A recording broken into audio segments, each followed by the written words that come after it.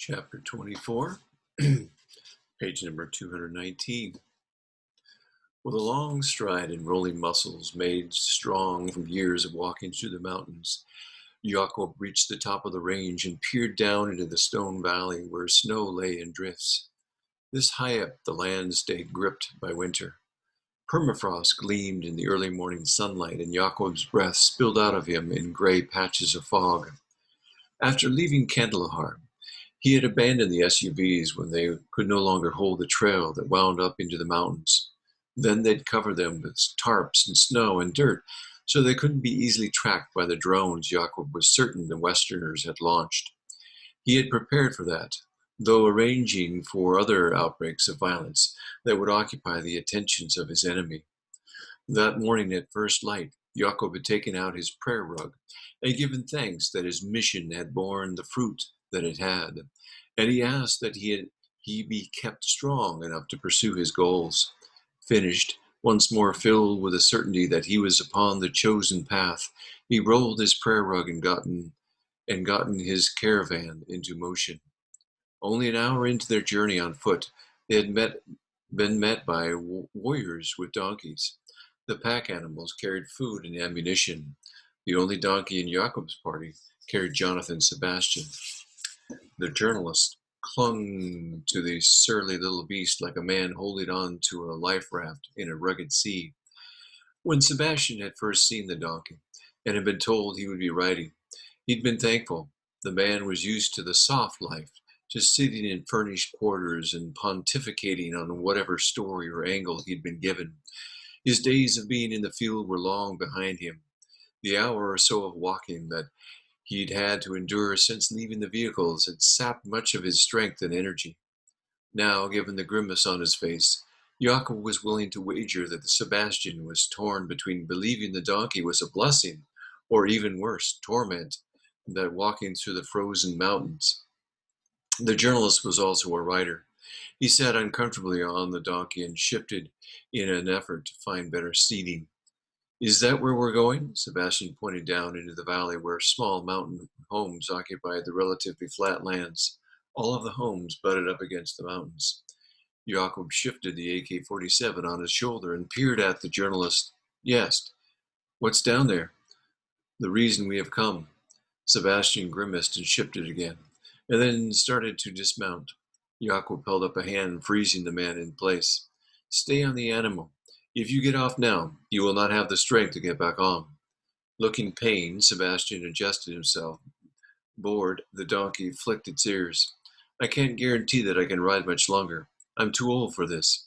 If you fall off, we will put you back on and tie you in place. You will make this journey one way or the other. Sebastian cursed. Looking forward, Jacob spied Wali, then Wade, and they moved forward once more, heading down into the valley. Heaviness stirred in Jacob's heart, because he knew it would be the last time he would make the trip. Men and young boys tended the goats sheltered inside a lean-tos built into the foothills of the surrounding mountains. Others carried rocks to build the recent fortifications that Jacob had insisted on. For years the valley had hidden those who lived within its walls, but those days would soon be over. The women and female children had already been evacuated from the site. As Jacob and the rest of the caravan came down out of the mountains, the men and boys abandoned their chores and picked up the rifles they'd been issued. All of the weapons were modern. For every old single-shot rifle, there was now an AK-47 or a Dragunov sniper rifle. But trust was a hard thing among the mountain warriors, and they didn't easily abandon the old ways. Even though they were grateful for the new weapons, the men still hadn't discarded the rifles they'd carried for so long and knew how to make ammunition for. Wali loped ahead of the caravan and shouted to the men as they took up arms and settled into position behind the rock walls. Even after Wali reassured them, the men didn't put away their weapons. They had hidden their secret as carefully as had the surrounding mountains.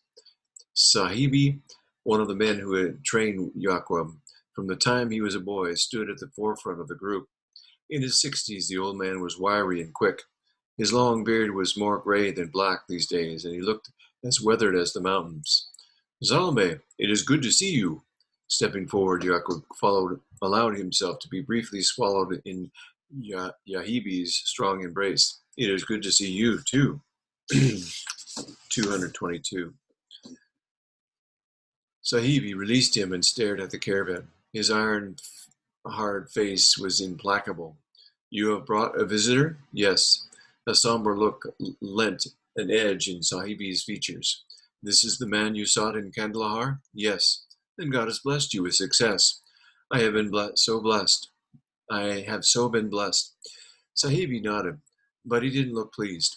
Both of them knew what the success meant, and the loss of that both of them were about to experience.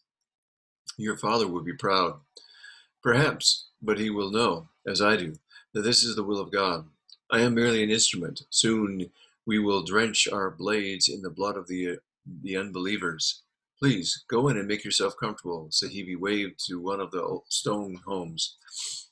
Get out of this cursed chill and warm yourself. We will take care of your animals and the goods that you have brought. The caravan hadn't been organized just to transport Jacob and his group into the valley. It also carried fresh water, wood, food, and clothing that the people who lived there could use. Living in the mountains was harsh and demanding. Thank you. Jacob headed for Sahibi's home. Like all the other houses around it, Sahibi's resembled an organized pile of stones stacked against the surrounding mountain walls. The homes were much bigger on the inside than they appeared on the outside because their builders had widened and shaped the natural caves inside the mountains. At the front of the home, Jacob pulled aside the heavy tarp that blocked the freezing wind, and stepped gratefully out of the unforgiving perpetual winter weather and into the warmth of the home. The previous night, he and his men had swaddled themselves in sleeping bags and thick layers of clothing to stave off the chill they'd ascended into. Though he'd grown used to hardship over the last few years, Jacob still hated the cold. On the other side of the tarp door, the large room held a fireplace hacked into the wall. A chimney carved through the stone led to the smoke away from the room, while leaving the heat behind. Jacob swung his AK-47 around and grasped the weapon's pistol grip in his right hand while he waited for his eyes to acclimate to the dimness. Firewood, always a precious commodity this high in the mountains, sat stacked neatly beside the fireplace.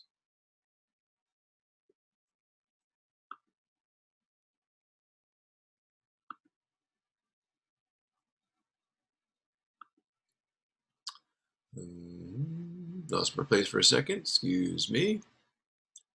Um, Burning logs crackled. Let's try this. Burning logs crackled and spat embers.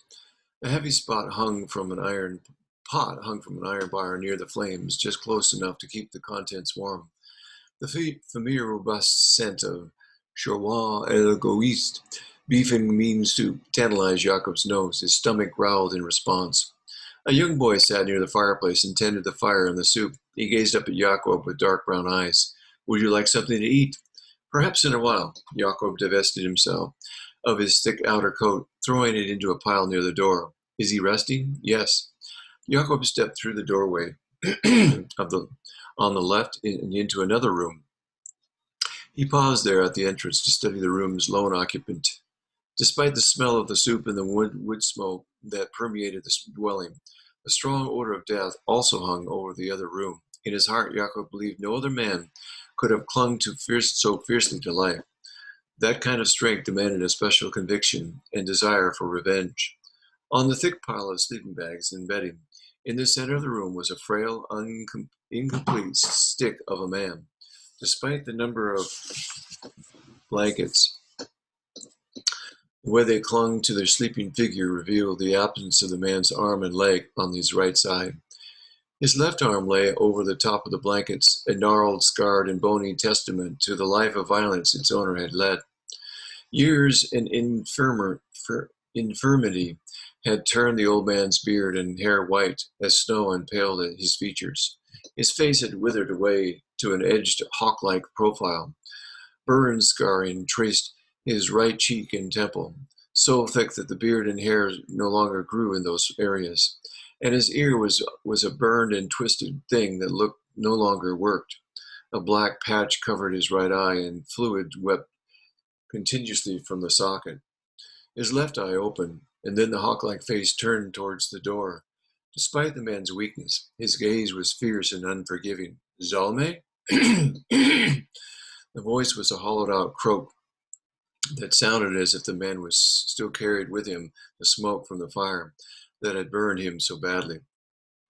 Yes, father. A smile curved Zabah's scarred face, and he waved to Yaakov weakly. Come, my son. I have been waiting news of your efforts in Kandahar. Retreating long enough to pick up a tallow candle from a box near the fireplace, Yaakov lit the wick and set the candle inside a lantern. He crossed the uneven stone floor to his father's side. The people who had lived in the valley had chopped stone from within the caves and left tracks across the floor. Most of the tool marks had been worn smooth over the passage of time. The yellow light revealed the uneven surfaces, painting them in shadows.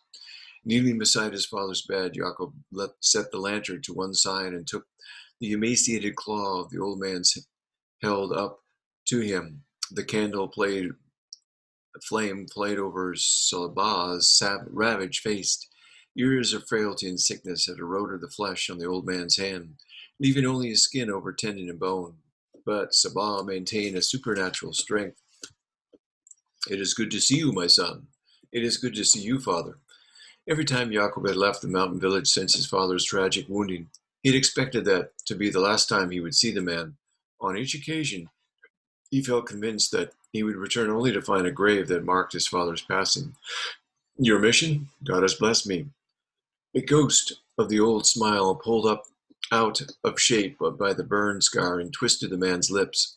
Seeing the expression only served to remind Jacob of the strength his father had at one time commanded, and the disparity between then and now shoved through his heart like a hot knife. I told you that God would see you through this. We will crush our enemies. Tears of infection tracked down the side of Sabah's face. Other infection had dried there, leaving crusted paths behind. Yes, father. Jacob laid his AK-47 to one side, then picked up the cloth. On a corner of the bedding, he wet the cloth with a small bowl of water and gently cleansed his father's face. Sabah relaxed under Jacob's ministrations. The old man kept his hand on Jacob's wrist, and Jacob tried not to notice how cold and thin the fingers were. He took back the cloth and rinsed it in the bowl. Thank you for the last chance to enact vengeance upon our enemies, Zalme. You are welcome, father. A man should not have to go to his grave without striking back at those who killed him. I know. Jacob put the cloth aside. Let me get you a bowl of soup. Yet Sabah shook his head. I am not hungry. Page 226. You must eat to keep your strength. My face sustains me, my son. Sabah fixed his remaining eye on Jacob, and a hint of the old sparkle showed there despite the jaundiced color. God will keep me alive until I can do my part. Jacob silently hoped that it was so. The American journalist is here? Yes.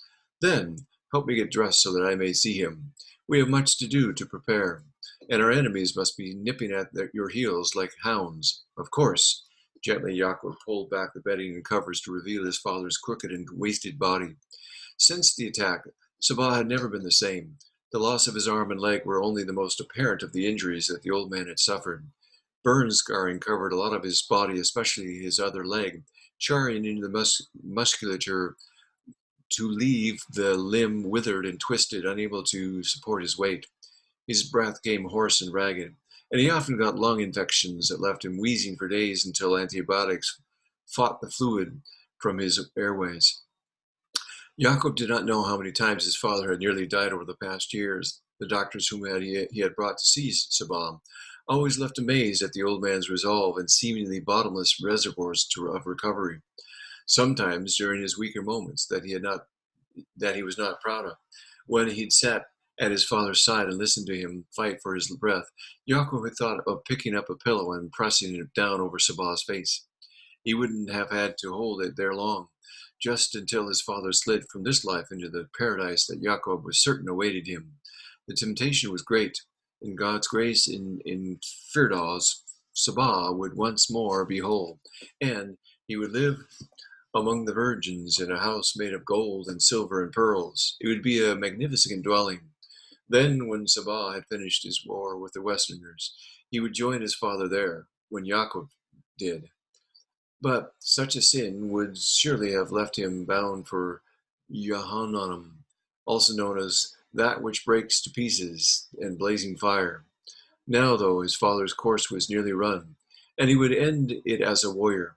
Quietly, gently, Jacob dressed his father and prepared for him to meet Jonathan Sebastian.